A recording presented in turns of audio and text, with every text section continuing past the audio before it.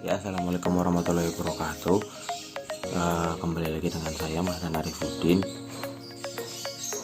Di sini pada video kali ini saya akan menjelaskan tentang pembagian hadis, yaitu hadis dari segi kuantitas dan hadis dari segi kualitas.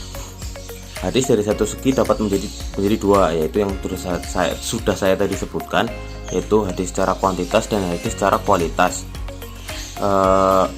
Yang dimaksud dari segi kuantitas adalah penggolongan hadis ditinjau dari banyaknya rawi yang meriwayatkan hadis, sedangkan berdasarkan kualitas adalah penggolongan hadis dilihat dari aspek diterima atau ditolaknya.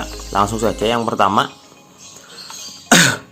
hadis dari segi kuantitas. Yang pertama ada hadis mutawatir. Kata mutawatir secara etimologi berarti mutabi, atau yang artinya yang datang berturut-turut dan tidak ada jarak. Sedangkan secara terminologi hadis mutawatir ialah hadis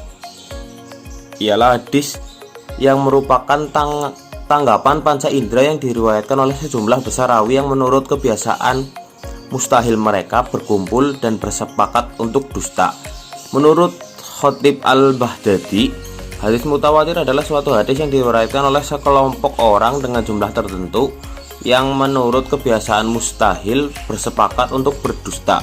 Dan sebelum Al-Baghdadi, menurut Imam Syafi'i, ia telah mengemukakan istilah hadis mutawatir dengan istilah khabar al-ammah. Ada ulama yang menerangkan hadis mutawatir adalah jelas dan terperinci, yaitu Ibnu Hajar Al-Asqalani. Menurut Ibnu Hajar, hadis mutawatir yaitu hadis yang diriwayatkan oleh sejumlah orang yang mustahil melakukan kesepakatan untuk berdusta. Mereka itulah yang meriwayatkan hadis dari awal hingga akhir sanad. Lalu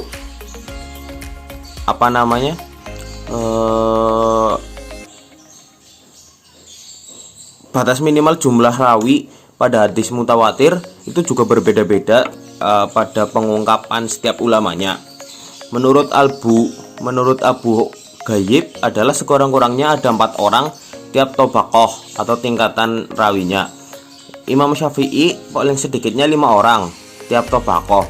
Ada juga yang lain mengemukakan paling sedikit 20 orang, dan tiap tobakoh ada juga pendapat sebagian ulama mengemukakan adalah memenuhi syarat adalah 40 rawi pada setiap tobakoh. Hadis mutawatir terbagi menjadi 2, yaitu mutawatir lafzi dan mutawatir ma'ana. Mutawatir lafzi yaitu hadis mutawatir yang diriwayatkan oleh rawi yang banyak dan mencapai syarat-syarat mutawatir dengan redaksi dan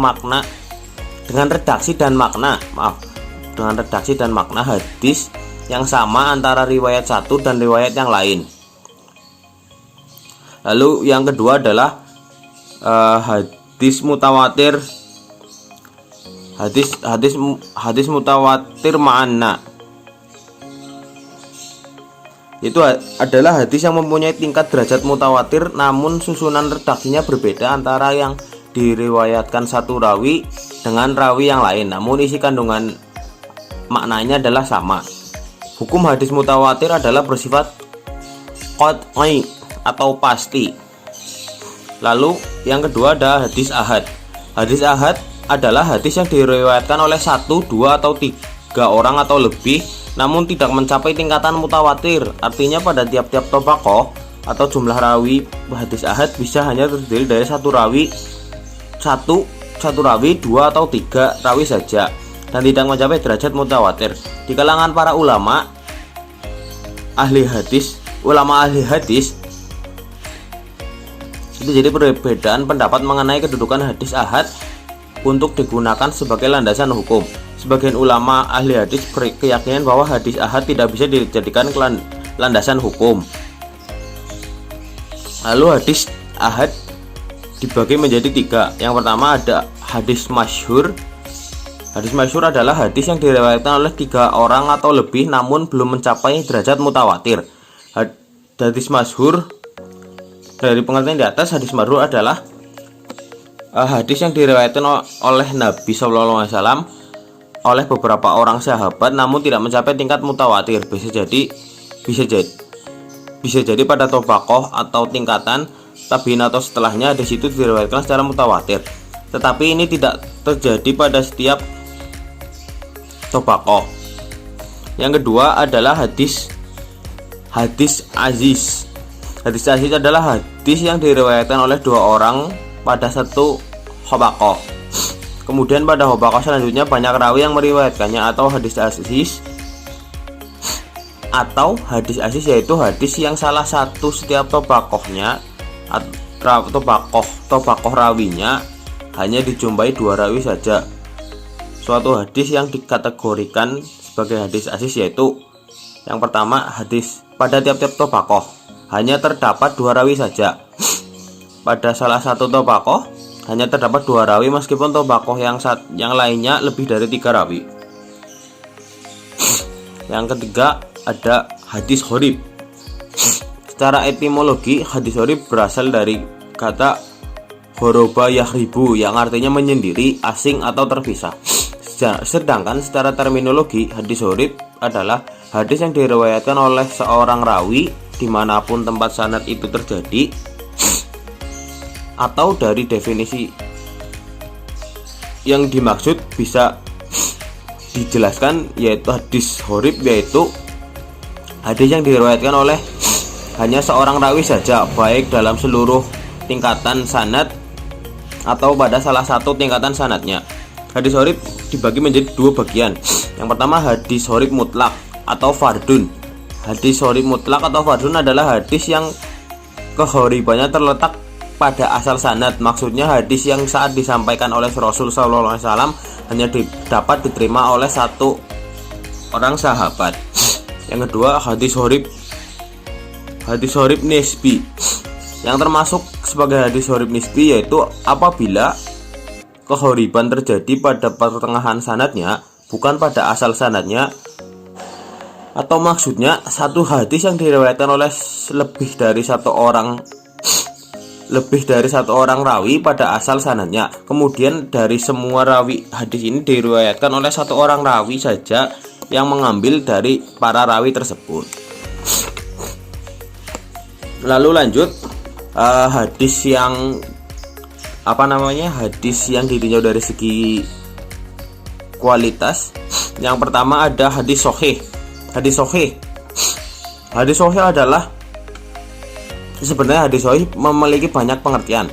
Salah satunya menurut Ibnu Salah, hadis sahih adalah hadis musnad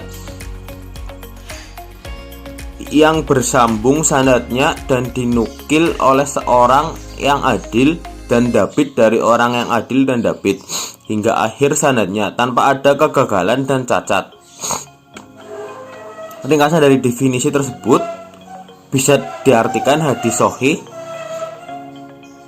bahwa hadis sahih yaitu hadis yang sanadnya bersambung dan para rawi yang meriwayatkan hadis tersebut adil dan dabit, serta dalam matan hadis tersebut tidak ada kejanggalan syah dan cacat atau ilah. Syarat-syarat hadis sahih. Yang pertama, hadisnya musnad. Yang kedua, sanadnya bersambung. Yang ketiga, seluruh rawinya adil dan dabit. Yang keempat, tidak ada syad. Yang kelima, tidak ada ilah. Hadis sahih dikelompokkan menjadi 2. Yang pertama, hadis sahih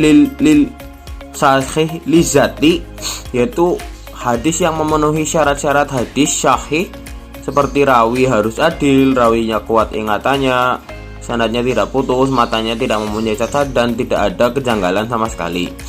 Lalu yang kedua, sahih li khairihi, artinya sahih karena yang lainnya, yakni menjadi sahih karena dikuatkan oleh sanad atau keterangan lain. Hukum memakai hadis sahih adalah wajib. Lalu selanjutnya yang B, ada hadis hasan. Kata hasan berasal dari kata al-husnu yang berarti al-jamalu, yang artinya kecantikan dan keindahan. Definisi hadis hasan juga memiliki perbedaan di antara beberapa kalangan. Yang pertama, menurut Abu Isa at-Tirmizi, Hadis yang dalam sanadnya tidak terdapat orang tertuduh bohong, hadisnya tidak janggal serta diriwayatkan oleh satu jalur rawian, itu menurut Abu Isa At-Tirmizi. Lalu diringkas lagi, atau kebanyakan ulama mendefinisikan hadis hasan, yaitu hadis yang dinukil oleh seorang yang adil tetapi tidak begitu kuat ingatannya, bersambung sanadnya dan tidak terdapat cacat serta kejanggalan pada matanya. Lalu yang terakhir yaitu ada hadis dhaif. Hadis dhaif tidak memenuhi syarat. Hadis dhaif adalah hadis yang tidak memenuhi syarat diterimanya suatu hadis dikarenakan hilangnya salah satu dari beberapa syarat yang ada, atau lebih tepatnya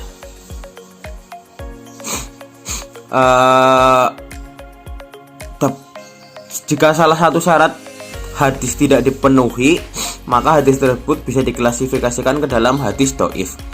Ya, kurang lebihnya mohon maaf terkait penjelasan yang saya jelaskan.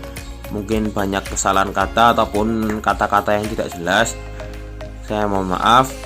Wassalamualaikum warahmatullahi wabarakatuh.